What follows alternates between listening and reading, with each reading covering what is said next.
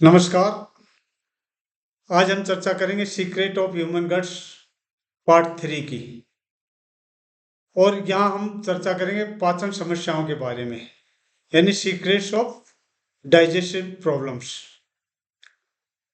अक्सर लोग यही जानते हैं कि यदि पाचन खराब है तो ये खाने की वजह से होता है।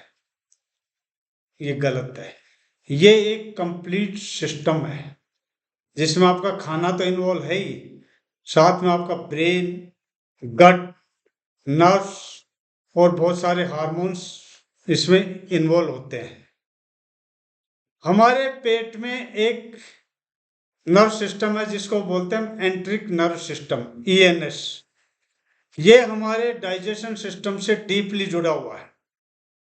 जब हम खाना खाते हैं तो बहुत सारे डाइजेस्टिव जूस बनते हैं जो खाने को ब्रेक डाउन करते हैं। इंटेस्टाइन पेरिस्टाइल मूवमेंट होता है जिससे हमारा खाना आगे बढ़ता रहता है। लेकिन यदि आपको स्ट्रेस है, एंजाइटी है या और किसी तरह का नेगेटिव मूवमेंट है तो ये सीधा हमारे ईएनएस को, एंट्रिक नर्व सिस्टम को प्रभावित करता है और हमारे जो हार्मोन्स पैदा होने चाहिए वो नहीं होके नेगेटिव हार्मोन्स पैदा होते हैं जिसको हम कार्टिसोल कहते हैं, जिससे डाइजेशन स्लो हो जाता है और पेट में आपके ब्लोटिंग होने लगती है, एंजाइटी होती है, कॉन्स्टिपेशन है, इस तरह की समस्याएं पैदा होने लगती हैं। यानी डाइजेशन सिर्फ फिजिकल प्रॉब्लम नहीं है, ये आपके इमोशन से भी जुड़ी हुई है। इसके अलावा यदि हमारे पेट का गट माइक्रोबायोम यानी अच्छे बैक्टीरियाज और बैड बैक्टीरियाज का संतुलन बिगड़ जाता है तो भी हमारा पाचन तंत्र प्रभावित होता है, क्योंकि जब बैड बैक्टीरिया ज्यादा होते हैं तो गैस प्रोड्यूसिंग टॉक्सिन्स पैदा करते हैं जिससे हमारा डाइजेशन सिस्टम स्लो हो जाता है। इसके अलावा हमारे शरीर में यदि एसिड कम निकल रहा है तो ये भी हमारे डाइजेशन को प्रभावित करता है, जिससे फूड प्रॉपर्ली ब्रेक डाउन नहीं होता है। और डाइजेशन सिस्टम एक मल्टी लेयर सिस्टम है। खाना हो गया, गट हो गया, ब्रेन हो गया, एंट्रिक नर्व सिस्टम हो गया, ये बहुत सारी चीजें इसको प्रभावित करती हैं। यानी फूड, माइक्रोबायोम, नर्व सिस्टम और हार्मोन्स मिलकर कंप्लीट डाइजेशन सिस्टम का निर्माण करते हैं। इसमें से यदि कोई भी इम्बैलेंस हो जाता है तो हमारा डाइजेशन सिस्टम खराब हो जाता है।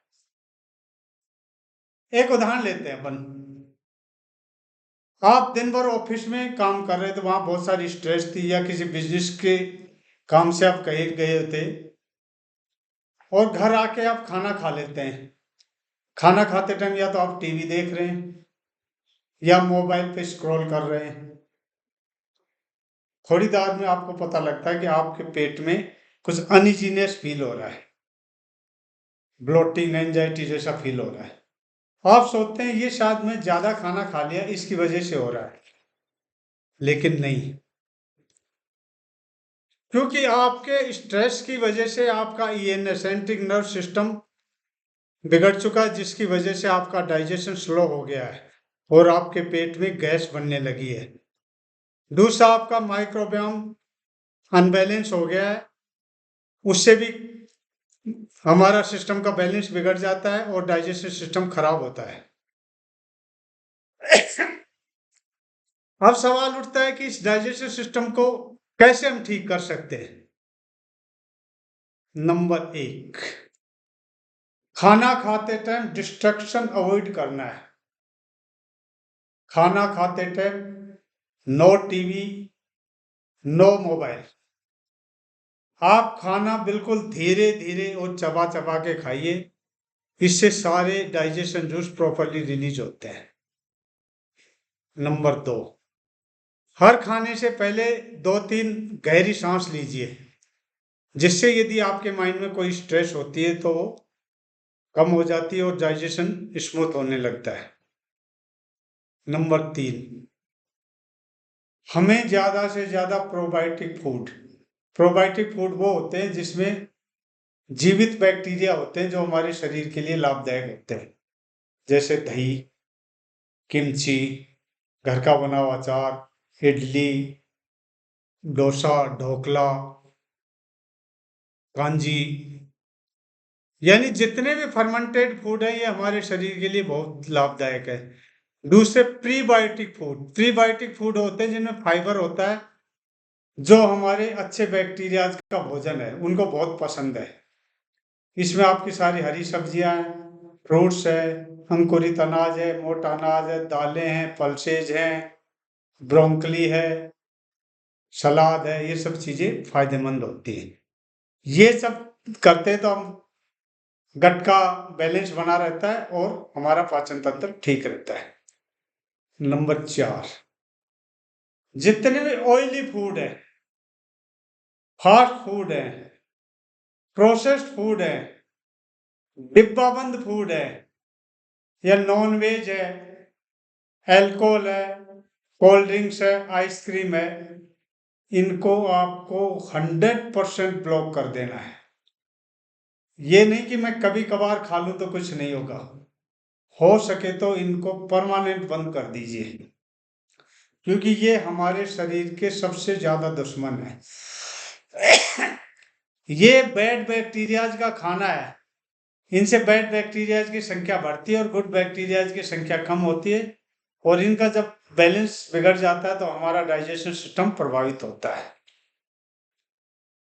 नंबर 5, आधा घंटा कम से कम एक्सरसाइज,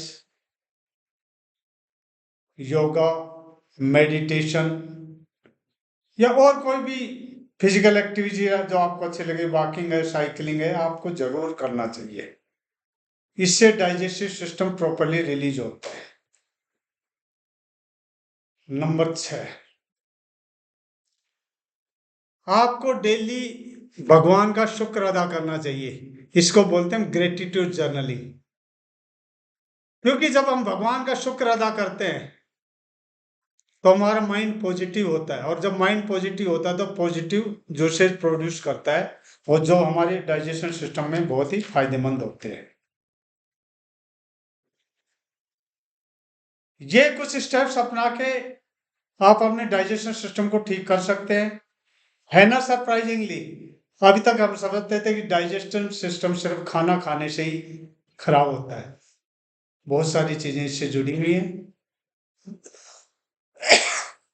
वीडियो को अंत तक देखने के लिए बहुत बहुत धन्यवाद। अपने दोस्तों में शेयर करना, चैनल को सब्सक्राइब करना। Thank you very much.